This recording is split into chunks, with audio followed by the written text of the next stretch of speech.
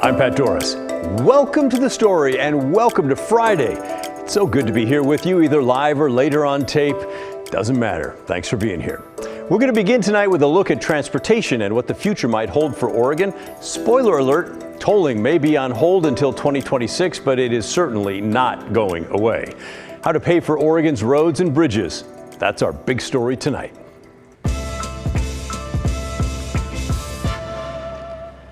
Oregon's Department of Transportation is the agency that oversees and controls much of our statewide transportation system. Earlier this week, the Oregon House approved their budget for the next 2 years.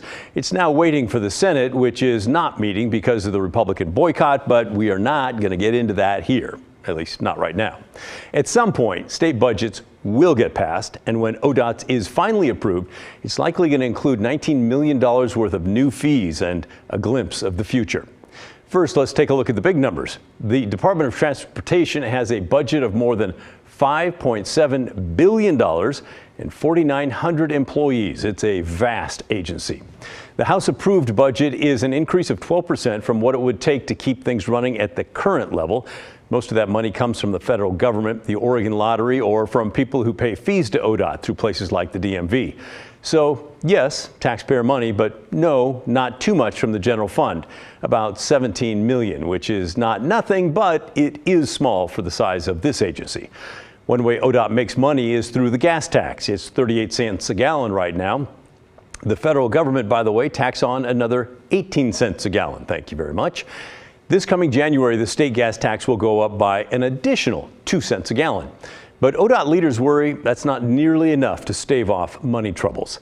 Here's a lovely table from ODOT's April revenue forecast. The yellow line across the top there shows how much money ODOT expects to get from the gasoline tax. It does not include that extra 2 cents a gallon bump. It's expected to be $657 million this year and then climb a bit to next year, $658 million, and then it starts to fall. The red numbers under each year there show how much the forecast has changed from just 6 months earlier, so it's a lot. In 2031, there on the right, ODOT expects the gas tax to bring in about $604 million. That's more than $50 million less than was estimated just 6 months before this report. And overall, it's $54 million less than they expect to collect this year. So that's a big problem for them. The gas tax goes into something called the State Highway Fund. This ODOT graph shows it's expected to hit zero this year, then bounce up to $40 million next year before falling and being in the red again by 2026. This is not a new problem, by the way. Folks who study this sort of thing knew it's coming as cars and trucks got more efficient and hybrid and electric vehicles used less or maybe no gas. And yes, I hear you, electric vehicle owners, saying you do pay a much higher registration fee to cover the lost gas tax. I know you do. Still, it's not enough. Rick Metzger served in the Oregon legislature until 2011 and was the chair of the Senate Transportation Committee. He says this problem is real. First of all, the gas tax revenue is a declining revenue source. It's still going to be a major revenue source for at least the next decade, but the trajectory is down. And then when you add in inflation at 7% a year or whatever, buying power of those dollars goes down. So to say we need more revenue to maintain the current infrastructure, I think is correct. Metzger just does not want it to come through tolling. Representative Susan McLean is the current co-chair of the Joint Transportation Committee in the Oregon legislature. Are you concerned about the falling revenue from the gas tax? Well, that's absolutely why we've been spending, as a co-chair, why we've been spending hours and years, at least in the last 3 to 4 years, trying to get ahead of it, trying to really make sure we have lots of options to look at. The last big transportation spending package passed by Oregon's legislature was back in 2017. That's the one that included tolling, although it was kind of under the radar for the most part back then.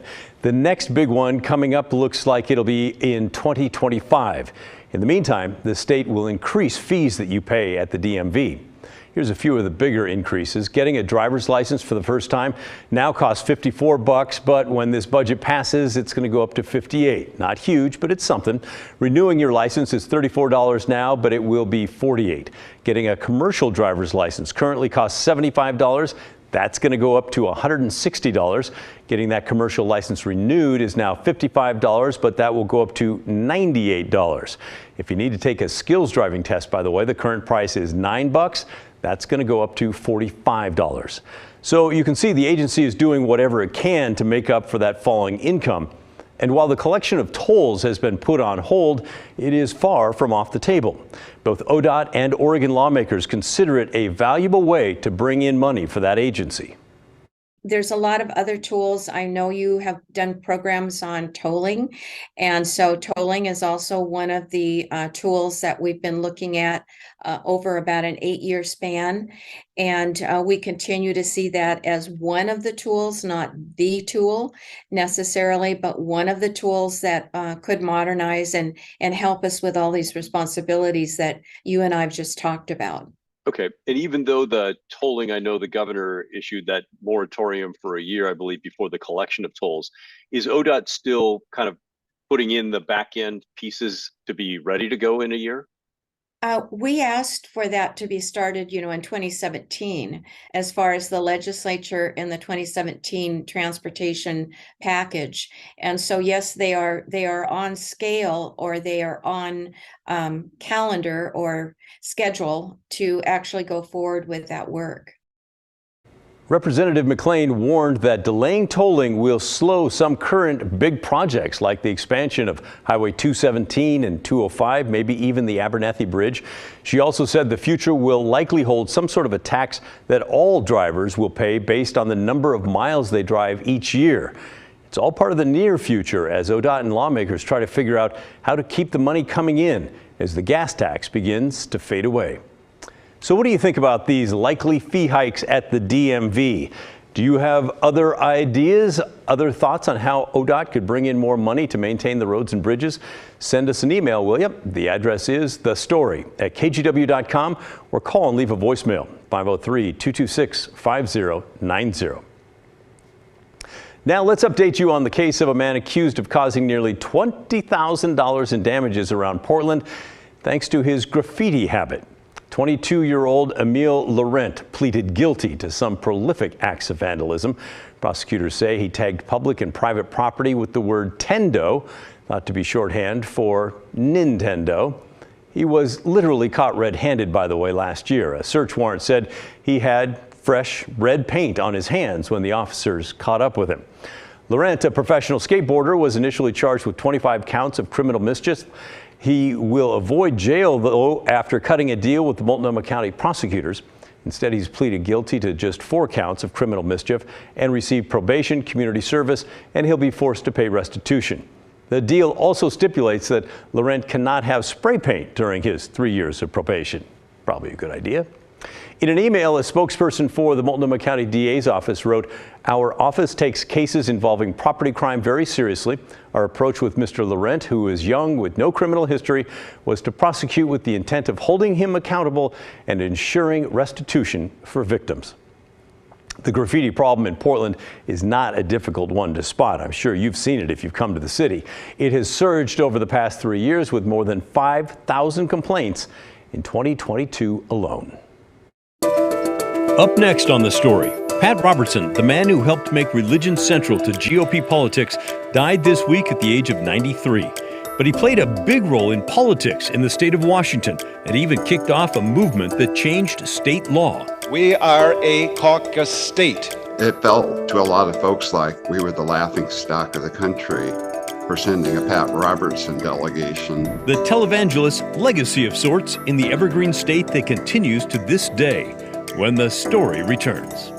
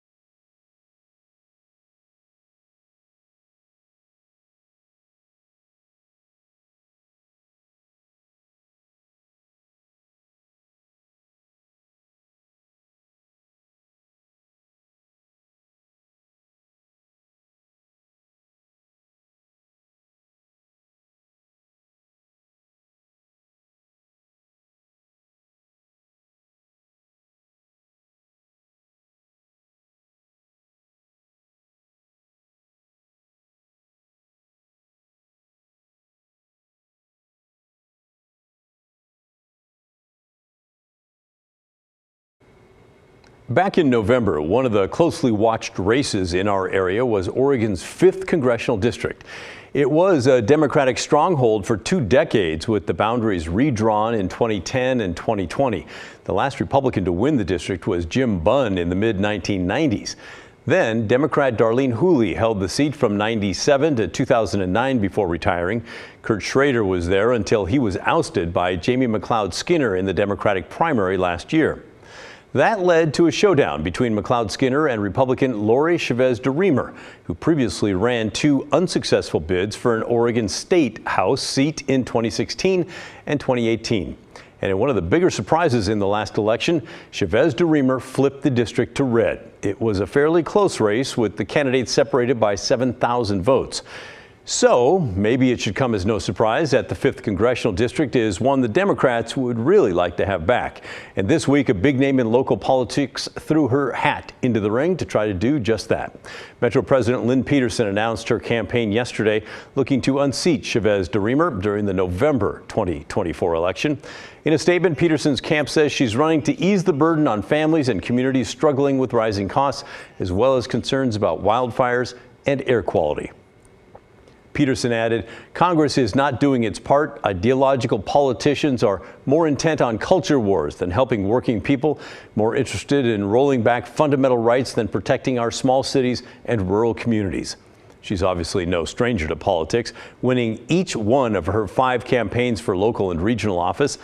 But the fact that she's announcing her campaign now, 17 months before the election for the 5th Congressional District seat, well, that tells us the race will once again be hotly contested.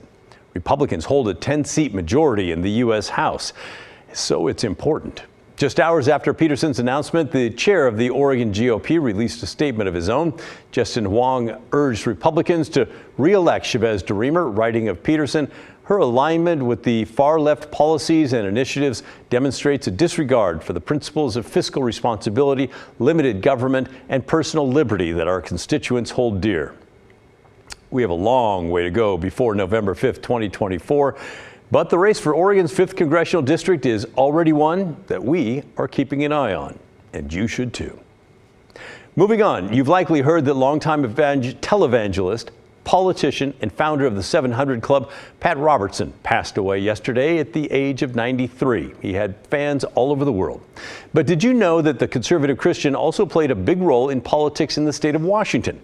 Drew Mickelson from our sister station in Seattle shows us how Robertson was a catalyst to change the way Washingtonians pick a president. Voters in the state of Washington backed Michael Dukakis in the 1988 presidential race. George H.W. Bush ended up winning the whole thing. But during the primary caucuses, Republicans in this state backed Pat Robertson.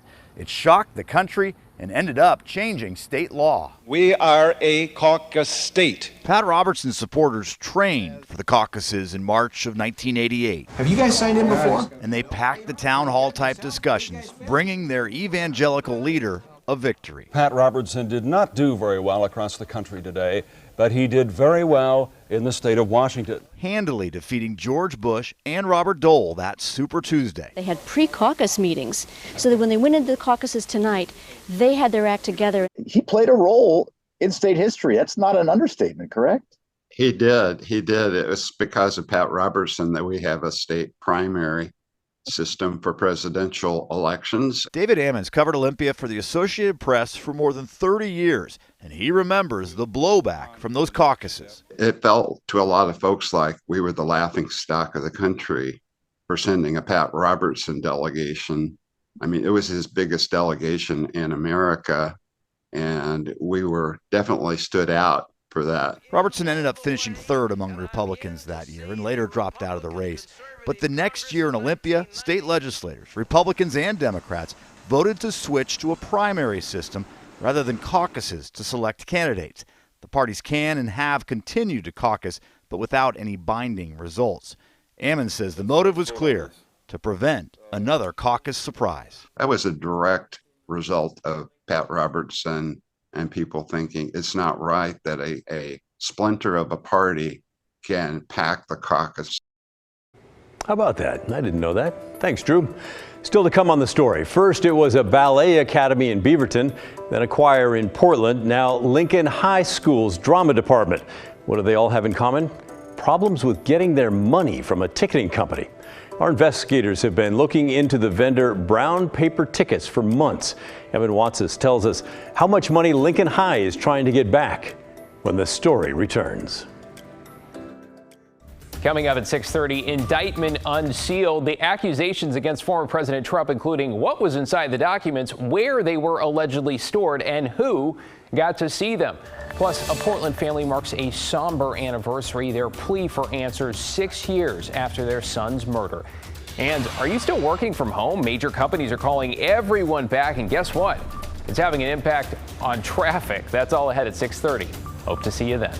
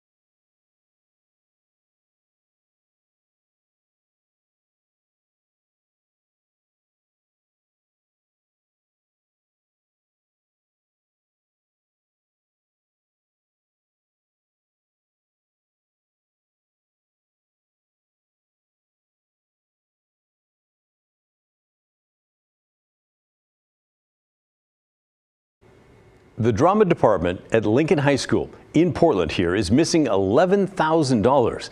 That's money that a ticketing company collected in the fall and then never gave back. This story might sound familiar to you.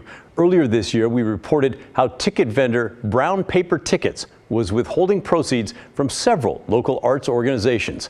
Investigative reporter Evan Watson has the story.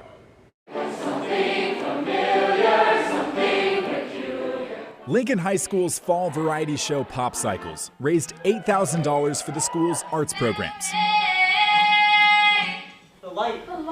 A series of plays in December raised another $3,000. All that money is missing. I mean, we're not Broadway here. We don't have $1 million backers. We are trying to save every penny, and we all work so hard. At this point, more than 6 months later, theater director Tracy Tallarico can hardly believe it. No, I did not expect them to take all of our money and just keep it and then give us the roundabout for months and months and months and months. Documents show the company Brown Paper Tickets collected the ticket sales, missed deadlines to send the money back to the drama program, blamed COVID-19 and staffing shortages, and has now stopped replying altogether. And we really put a lot of time and effort into it. So when we don't get what we were promised, it really hurts the whole community. We all feel it. Students at Lincoln High School putting on a spring musical with a shoestring budget. This time through a different ticketing company that paid the program within days of the performance. We've had to find ways to work around the fiasco without obviously spending more money than you need to. Brown Paper Tickets, now owned by events.com, has a history of withholding money from local arts programs. In February, we reported how a Beaverton ballet studio was owed more than $20,000, money that was eventually paid. The Washington Attorney General's office has also received hundreds of complaints about non-payment, leading to a $9 million settlement in 2021. They're taking all of it. They're taking their fee and what people pay to see our shows. And it makes us feel really dismissed. Theater programs in the Portland Public School District are self-funded. Ticket sales are used for lights, production, scholarships, costumes, and other costs. Yeah, it's definitely quite stressful. Junior Camilla Coriani knows that without $11,000, that changes the program's plans for her senior year. It is really scary to think of having to purchase these rights for musicals that we really want to do and really be able to do these really incredible ideas if we don't have the funds to do that. Just trying to continue fundraising and hopefully getting that money at some point. Evan Watson, KGW News. Thanks, Evan. Makes me wonder how the Oregon Attorney General's office is not involved. Hopefully we'll hear of an investigation.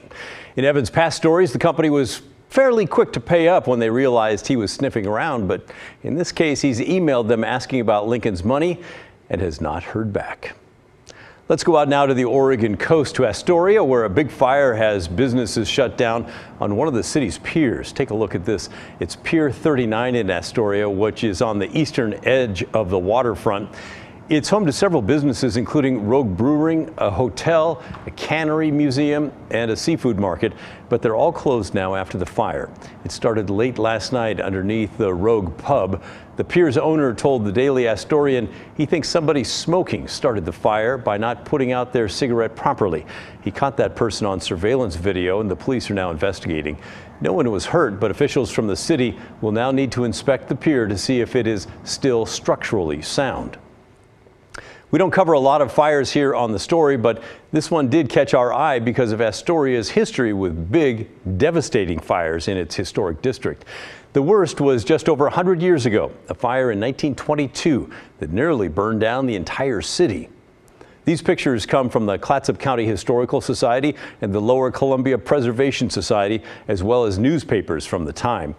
At the time, Astoria's downtown area was built up on wooden pilings, but on December 8th, 1922, a fire started burning under those pilings in the middle of the night and spread quickly throughout the city. It was one of the worst urban fires in Oregon state history. The fire burned for more than 11 hours and destroyed 24 blocks of the city. Every single department store, bank, hotel, and lots of small businesses were ruined. Around 2,500 people lost their homes. 2 people died. Some reports say the fire could be seen as far away as Seaside. It's believed to have started under a business on 5th and Commercial Street in the center of downtown Astoria. Firefighters at the time said it was difficult to contain the fire because of the way it traveled under the wooden structure of the town. Here's a description from the Oregon Daily Journal the following day. The main street through the district, Commercial Street, was a long viaduct with an open space under it through which the wind was at liberty to whistle, and the side streets running off from it were also viaducts. Most of the buildings were also constructed from wood. Timber was one of the main industries in Astoria. Investigators were never really able to pinpoint what caused the fire, but some buildings survived and city officials vowed to rebuild, which of course we know they did, but it took many years. Now you can go on a walking tour in Astoria and see some of the places that were affected by the fire. Some of those are still standing. By the way, that was actually the second time the city burned down. A huge fire also tore through Astoria in 1883, also spread by the city's wooden structures. When they rebuilt in the 20s, they finally decided to do away with the wooden pilings and redesign the town and its buildings to be a bit more fireproof. Let's stay on the coast for our next segment. For the past decade now, researchers have been trying to figure out what decimated sea star populations along the west coast. In 2013, a mysterious ailment known as sea star wasting disease had nearly wiped out sea stars from Alaska to Southern California. Estimates of how many sea stars died are in the billions. There are 2 leading theories among experts about what led to this wasting disease. Maybe it's a waterborne virus or perhaps microbial change that made it hard for the creatures to absorb oxygen through their skin, basically suffocating them. Sea stars have the ability to, through an autoimmune response, to be able to cast off damaged parts of their bodies. And so they would cast off a ray or just dissolve their whole body. In essence, people have described it as melt away. Yikes. No matter what caused it, the loss of the sea stars has a cascading effect, throwing the entire ecosystem into a state of chaos. Sunflower sea stars were hit especially hard. They can grow to between 3 and 4 feet wide and have 24 arms. And it may not look like it, but they're voracious predators, and their preferred food, sea urchins. Without sea stars to keep the urchin population in check, urchin numbers are now exploding. Those urchins eat kelp, and so they have just been mowing down the kelp forests, eating those kelp down to like nubs, and forming what's called urchin barrens. That is a problem because those kelp forests are critical nurseries for other marine life. But there is a glimmer of hope tonight for the sunflower sea stars. Oregon Coast Aquarium staff found 25 of the critically endangered stars in Yaquina Bay. That's the most documented in a single location since sea star wasting disease took hold. They found 1 adult and 24 juveniles, with the biggest measuring 6 inches across. Remember, these things can grow to 3 to 4 feet across. After they were measured, all the sea stars were returned to the ocean floor. Experts at the aquarium say the high concentration of young sea stars could be a precursor of the species' recovery. Only time will tell. Well, that's the end of our show. Thanks for watching. Before we go tonight, let's end the week with some positivity from a viewer named Jamie. She wrote to us this week, I've turned the story into after-dinner family viewing event, including my 9-year-old daughter who loves watching it too. I appreciate everyone involved in bringing the story into my living room and showing my daughter how storytelling, truth, and perspective are vital in understanding the people around us. Hey, Jamie and family, thanks so much for watching. So glad you're here and so glad you're part of the family. Remember the story, our collective story? That never ends. Stick around now for the 6:30 and enjoy your weekend. I'll see you right back here on Monday.